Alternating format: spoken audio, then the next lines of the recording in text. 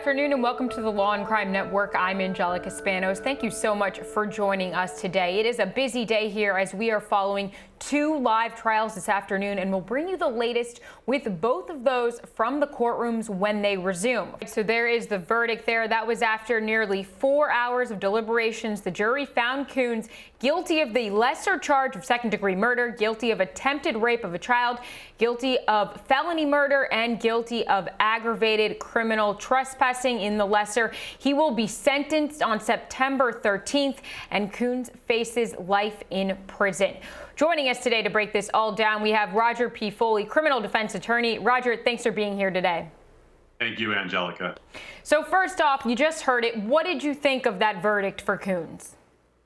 Well, there was definitely evidence there. You know, his defense tried to make it that he had been a handyman in the past and that was the reason his DNA was there. But the jury didn't buy it. They believed that he murdered this child and attempted to rape her. So the jury has spoken.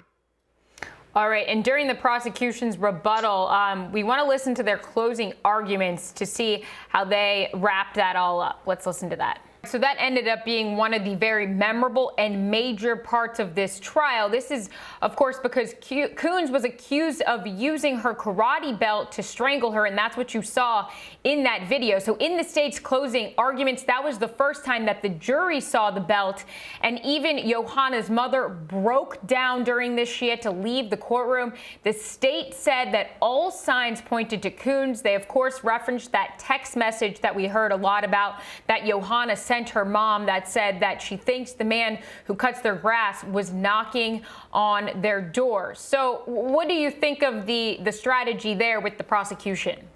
I think her closing was very effective. It was very emotional. Her words brought you to that scene, brought you to the troubling feelings of a mom approaching her child and finding that accomplishment that she had gained in the past now being used as a weapon against her. I thought it was very effective for a closing.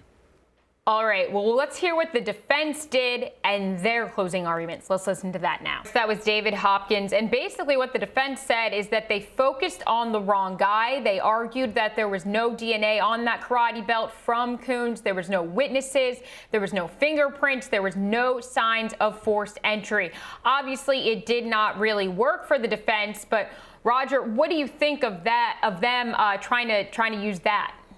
Well, I think the defense did what they were supposed to do, but the jury wasn't convinced. And I think the reason the jury wasn't convinced is because the man hadn't worked at a karate location. The man hadn't used a belt, right? That belt was something that had recently been acquired. So how did his DNA come to be on the yellow belt from karate as opposed to on a door or a sill or a table or something to that effect? And I think that's where the disconnect with the defense counsel is. And again, I don't know what they brought into as far as the other witnesses. I mean, not the other witnesses, the other three persons that left their DNA there.